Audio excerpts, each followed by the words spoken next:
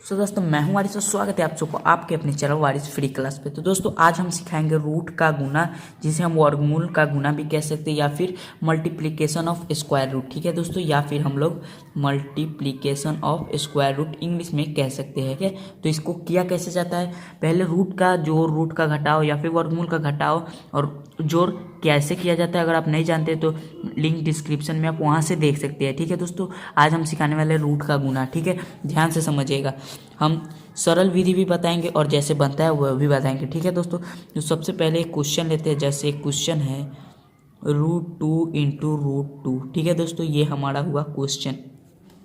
अब देखिए दोस्तों ये हल कैसे होगा, अगर हम इसको दोस्तों अगर हम बताएं नियम के अनुसार आखिर होता कैसे है, तो आप देख लीजिए। पहले क्या करेंगे, आप रूट को रूट लिख देंगे और रूट के अंदर के जो संख्या है उसका गुना करेंगे। ठीक है, 2 और 2 को गुना करेंगे तो 2 और 2 कितना होता है, 4 होता है। आप हम सब जानते हैं 2 गुने 2 4। ठीक है, अब क्या करेंगे, जो 4 होता है उसका वर्गमूल क्या होता है। ठीक है दोस्तों, तो 4 का वर्गमूल 2 होता है। जैसे देखते हैं किसका वर्गमूल 4 होता है, तो यहाँ पे जानते हैं 2 का वर्गमूल 4 होता है। ठीक है दोस्तों, तो हम सिंपली यहाँ पे 2 लिख सकते हैं, रूट हट जाएगा और आंसर हो जाएगा। ठीक है, अगर हम डायरेक्ट, ये हमारा आंसर हो गया। अगर हम डायरेक्ट की बात करें 2 निकालने का, तो डायरेक्ट अगर लिखा रहे √2 इंटू √2, तो आप √2 इंटू √2। ठीक है, तो आप क्या कीजिए, रूट से रूट काट दीजिए और 2 बार है तो 2 गुने 2 ना करके डायरेक्ट 2 लिखिए। ठीक है, अगर यहीं पे अगर दोस्तों आपको एक और क्वेश्चन पूछ दिया जाए, जैसे मैं यहाँ पर बता देता हूँ, कोई भी संख्या सेम हो, जैसे √8 इंटू √8, तो इसका आंसर डायरेक्ट भी आप 8 लिख सकते हैं, या फिर आप ऐसे भी लिख सकते हैं, आप ऐसे भी रूट इंटू 64 फिर इसके निकाल कर 8 ऐसे भी लिख सकते हैं, या फिर डायरेक्ट 8 लिख सकते हैं। कुछ भी संख्या अगर सेम हो तो उस सेम से गुना करने पर उतना ही आंसर है। √7 इंटू √7, तो आप समझ जाएंगे कि इसका आंसर होगा √7, सॉरी डायरेक्ट 7। ठीक है, √5 इंटू √5, तो आंसर 5। ठीक है दोस्तों, मतलब आप समझ गए, जो सेम संख्या होगा उसका आंसर भी सेम ही होगा। मतलब जो भी अगर डबल होगा तो उसका आंसर सेम ही होगा, एक हटाकर। ठीक है, √3 इंटू √3, तो 3, आप तो समझ गए। ठीक है दोस्तों, अब चलते थोड़ा हार्ड क्वेश्चन की तरफ। जो हमारा नेक्स्ट क्वेश्चन है वो है √3 इंटू √6। ठीक है दोस्तों, √3 इंटू √6, √3 इंटू √6। अब इसको कैसे करना है ध्यान दीजिएगा। अगर √3 इंटू √3 रहता तो 3 आंसर आता, और √6 इंटू √6 रहता तो 6 आंसर आता, पर यहाँ पे दोनों संख्या अलग अलग है, तब क्या करना है ध्यान दीजिएगा। तो सबसे पहले रूट है तो आपको रूट तो लिख ही लेना है।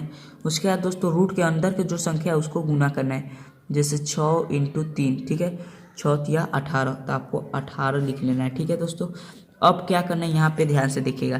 18 लिखने के बाद दोस्तों 18 का गुणनखंड करना है। ठीक है, 18 का गुणनखंड करना है, 18 को तोड़ना है।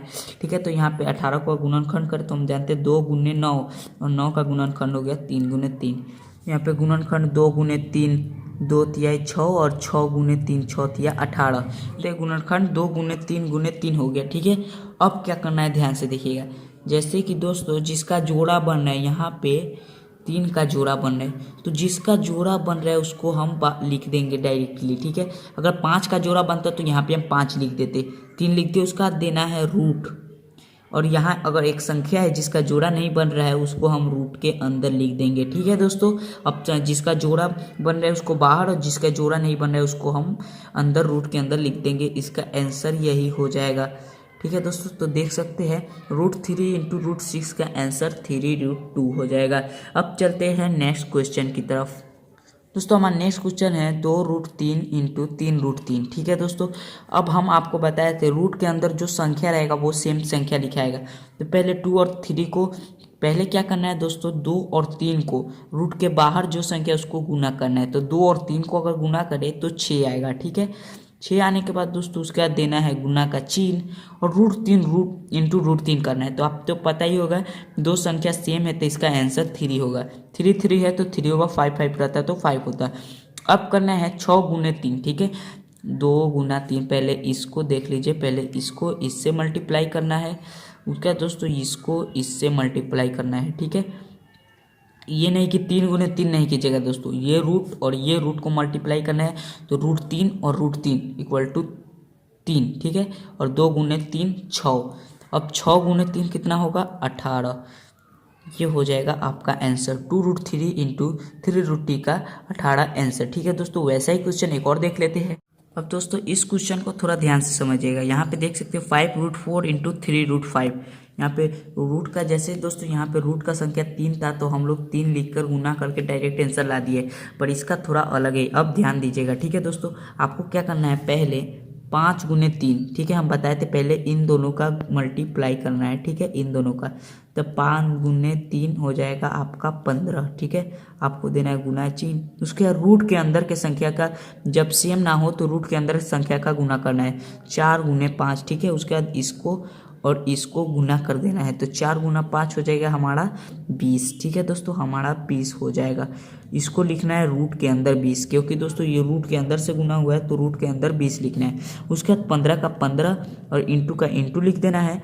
और रूट जो 20 है दोस्तों, रूट 20, अब दोस्तों जो रूट 20 है उसका गुणनखंड करना है। ठीक है, तो हम लोग जानते हैं 2 गुने 10 होता है और 10 का 2 गुने 5 होता है। ठीक है दोस्तों, उसका दोस्तों 15 का 15, उसका दोस्तों गुना का गुना। अब यहाँ पे ध्यान से देखिएगा, हम बताए थे जो दो संख्या सेम हो बाहर निकलता है। यहाँ पे बाहर निकला और जो बच जाएगा उसको हम रूट के अंदर लिख देंगे। ठीक है, तो ये हो गया 15 गुने 2√5। अब क्या करना है, इनको और इनको गुना कर देना है। ठीक है, 15 गुने 2 अब हो जाएगा 30√5। ये हो जाएगा आपका आंसर। आप ध्यान से देख लीजिए दोस्तों, फिर से एक बार और समझा देता हूँ। पहले क्या करना है, 5√4 इंटू 3√5 में पहले 5 और 3 को गुना करना है जिसका 15 आएगा।